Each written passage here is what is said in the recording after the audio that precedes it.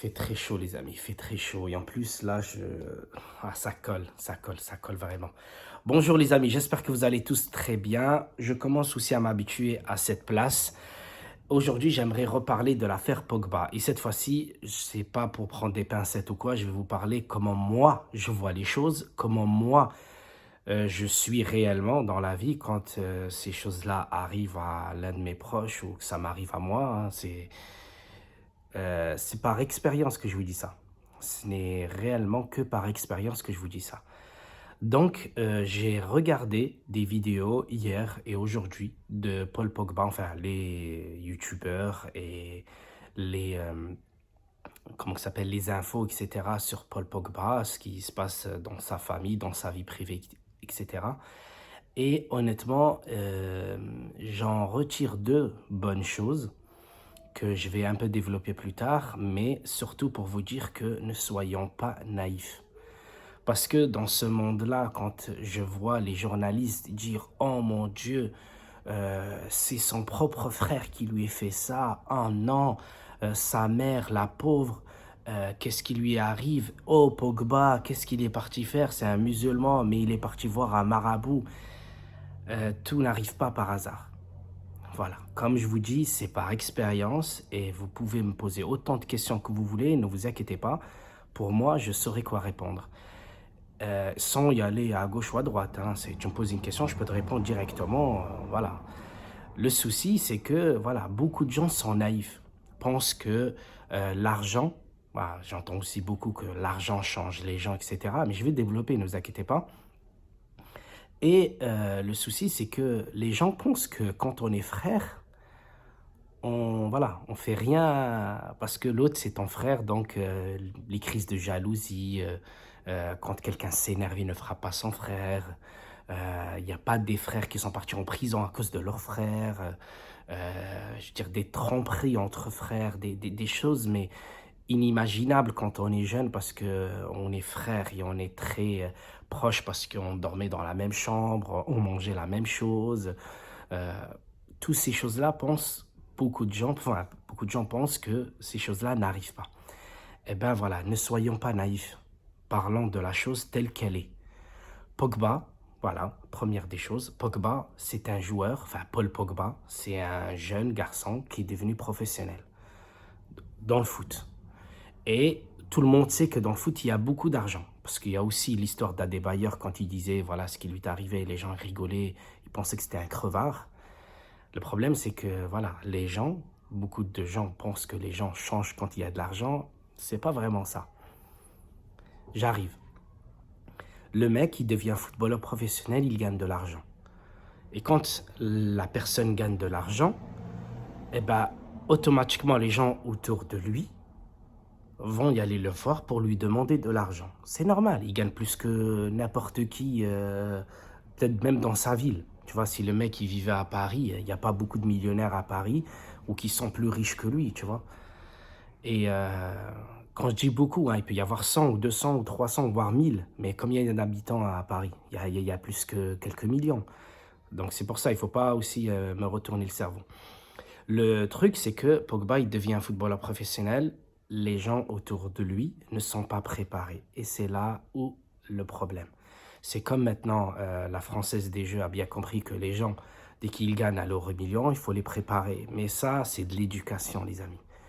Pourquoi? Parce que je parle d'éducation. Quand on est bien éduqué de son plus jeune âge, on est aussi éduqué au cas où un jour tu deviendras riche et avec l'éducation que tu as eue, tu sauras quoi faire avec l'argent.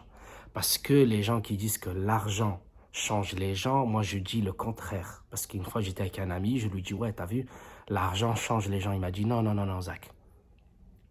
L'argent révèle la nature des gens. C'est-à-dire le mec, sa nature, c'était voilà, sa nature, c'était d'être avare, c'est d'être, comment te dire, haineux envers celui qui a de l'argent. Et en fait, dès qu'il voit que tu as de l'argent, il devient ce qu'il est. Mais en fait, il a toujours été. Il fallait juste qu'un jour, il y en a un qui appuie sur le bouton et puis boum, le mec, il devient ce qu'il est réellement. L'argent ne change pas les gens. Parce que moi, je connais des gens qui sont très très bien éduqué. Et quand je parle d'éducation, je parle de l'islam. Parce que apparemment, Pogba est musulman. Ça, c'est une très bonne chose parce que je vais vous dire pourquoi je vois deux bonnes choses dans ça. Le problème, c'est que quand on n'est pas éduqué, parce que quand je parle d'éducation, vous pouvez vérifier où vous voulez, comme les lois qui ont été faites en France et même d'ailleurs en Europe, beaucoup ont été prises par le Coran, par l'islam de base. Et l'islam, il date d'il y a 1400 ans. Ne venez pas me sortir, oui, nous, machin, etc. Non, non, depuis 1400 ans, il existe des livres qui datent de 1400 ans du Coran et c'est le même, c'est authentique, c'est le même que celui d'aujourd'hui. Et donc, la civilisation européenne, dès qu'elle a émergé, ou je ne sais pas comment on dit, modernisée si vous voulez, ça date que depuis très très peu. Voilà. Donc, tout ça, quand tu es bien éduqué depuis ton jeune âge, qu'on t'apprend et on t'éduque que l'argent, que tu le tiens ou que tu le donnes, même quand les gens, il y a beaucoup de gens, quand tu lui dis je te prête de l'argent, tu lui prêtes de l'argent et à la fin tu dis ouais, je ne savais pas qu'il était comme ça, il ne me rend pas mon argent. Vous voyez? Et moi, je sais que quand tu es bien éduqué depuis ton plus jeune âge, tu sais comment faire avec cet argent. Cet argent ne va pas te changer. Au contraire, tu vois, c'est pas parce que j'ai mis un maillot de foot que je m'appelle plus Zach, tu vois ce que je veux dire? Je suis toujours le même. En gros, je suis toujours pareil, je sais comment me comporter, que ce soit devant une personne ou devant 1000 personnes. C'est pour ça qu'on voit beaucoup d'influenceurs se suicider, il leur arrive des choses de fou. Pourquoi? Parce qu'ils n'ont pas été préparés à tout ça. Donc, Pogba n'a jamais été préparé à tout ça, ni ses frères, ni toute sa famille. C'est pour ça, en fait, il y a beaucoup de gens qui partent, comme Jean-Claude Van Damme, à un moment, il disait, voilà, quand tu deviens trop célèbre et on te rend dans des pièces, on veut que tu fasses des choses que, en réalité, tu n'en as jamais pensé faire ça de ta vie. Et finalement, en arrivant très, très haut dans le cinéma, tu es amené à y aller dans ce genre d'endroit. Et lui, c'est pareil. Voilà, le mec, il est très gentil, etc. Il donne à ses frères ils savent pas quoi faire. Tant que lui, il joue au foot, tant que lui, il gagne de l'argent, on essaye d'avoir un an, on essaye de faire des conneries, etc. Mais t'inquiète, le frère, il est là, il gagne de l'argent. Et rien n'est éternel. Maintenant, moi, je trouve qu'il y a quand même une bonne chose dans tout ça, voire deux. La première, voilà, il y a le Eden, l'appel de la prière. La première, c'est que le mec, il est musulman. Ça veut dire qu'il peut toujours se remettre à Dieu. Il peut toujours, voilà, spirituellement, c'est prouvé. Hein. Il y en a un qui a fait un livre il n'y a pas longtemps, en plus c'est un Français. Il a dit les gens qui jeûnent et les gens qui ont une religion, quand tu dis jeûne, religion, généralement tu dis l'islam. Hein. Il a voulu dire le mois de Ramadan. Et les gens vivent mieux et plus longtemps. Ne parlez pas des gens que vous connaissez qui ne disent qu'ils sont musulmans et qui ne pratiquent pas. Moi, je parle que quelqu'un qui pratique, c'est-à-dire qui fait attention à tout. Le mec, il a Dieu. Ça veut dire, en fait, même quand il dort, il est tout seul, il peut se remettre qu'à Dieu.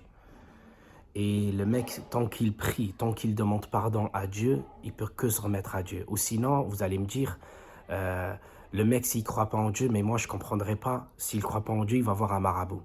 Donc, tu vois, le marabout, tu vas le voir, ça veut dire que tu crois en Dieu. Tu vois, l'exorciste, ceux qui ont vu le film, ils comprennent ce que je veux dire. Donc, forcément, si tu crois en Dieu, c'est que tu crois en diable. Deuxièmement, le mec, il a le foot. La chose qu'il aime le plus, peut-être, ou la chose qui va le faire sortir de cette galère familiale, spirituelle, tout ce que vous voulez. Premièrement, voilà, le mec, il se remet qu'à Dieu. Et deuxièmement, le mec, il a juste à jouer au foot. Et s'il se remet à jouer au foot et être bien avec Dieu, vous allez le voir qu'il va redevenir le Paul Pogba qu'il était avant. Et c'est peut-être pas un hasard que Dieu a fait en sorte qu'il mette le pied, enfin qu'il remette le pied à la Juventus une nouvelle fois. Peut-être c'est là où, avec Allegri, mon Dieu, tu vois, j'aimerais pas dire ça, mais peut-être avec Allegri, le mec, il va être libre sur le terrain. Il va lui dire, écoute, exprime-toi comme tu veux sur le terrain. Et c'est là où le Paul Pogba va redevenir ce qu'il était avant. Et spirituellement, il va redevenir un vrai musulman, un croyant, et qui n'essaye pas d'y aller voir des marabouts et qu'il respecte sa famille malgré tout, parce que ça reste quand même son sang. mais qui ne les habitue pas à laisser une carte à son copain ou je sais pas quoi. Il lui dit, écoute, si tu as besoin de quelque chose, tu prends. Et l'autre, il lui prend 200 000 euros parce que voilà, c'est toute une question d'éducation. Parce qu'on ne peut pas être saint si Dieu n'a pas fait en sorte qu'on soit saint. Donc, il faut devenir quelqu'un de bien avec une bonne éducation. C'est pour ça, en fait, je voulais vous parler de ma propre façon. Voilà, je suis comme ça, je parle comme ça. Et je sais qu'avec ces choses-là, qu'on s'en sort. Parce que si maintenant on commence à dire que l'histoire du marabout, elle est fausse et que c'est un faux musulman et tout, ben, je peux vous dire aussi que ça reste quand même une bonne chose. Parce que Pogba, apparemment, il a avoué qu'il a donné des sous à un marabout pour marabouter, par exemple, euh, Mbappé ou bien pour éviter les blessures. Ben, je peux vous dire que la police n'y croit pas en ça. Donc, ça peut quand même lui rendre service, en quelque part. Donc, quand je dis ça, vous voyez, il y a toujours une issue de secours. Et s'il se remet à Dieu, il recommence à jouer au foot comme il le faisait quand il était jeune, il peut que redevenir le Paul Pogba qu'on a connu. Et j'espère que c'est aussi une bonne leçon pour lui, pour ses proches, pour nous et pour tous ceux qui espèrent être footballeurs un jour. Parce que quand on est mal entouré, et tous ceux qui disent, ouais, j'ai tous les copains autour de moi et on s'entend bien, il nous arrive jamais de galère et tout, il suffit juste que, ça m'est déjà arrivé, qu'il y en a un qui lâche son chien et vous allez voir avec qui vous allez vous sauver. Parce qu'une fois c'est arrivé, hein, on était tous là à rigoler et tout, et puis il y en a un, il a lâché son chien. Et juste avant, moi je disais, mais moi je t'abandonne jamais, t'inquiète, je suis là pour toi. Et dès qu'il y a eu le chien qui a été lâché, j'étais le premier à courir. Et chaque fois, on me le sort, ça. On me dit, ouais, tu dis ça, mais voilà, la nature des gens, voilà. Ça révèle la nature des gens. Et j'ai pas changé. J'étais là, j'ai vu un chien, voilà, et j'ai couru, parce que je supporte pas les chiens. Donc, vous voyez, les amis, voilà, c'était une petite parenthèse que je voulais le dire, et j'espère que ça vous apprendra aussi quelque chose, et que je vous ai, voilà, servi. Fino alla fine, Forza Juve et j'espère vous revoir ce soir pour le débrief Juventus Spezia. Ciao ciao les amis.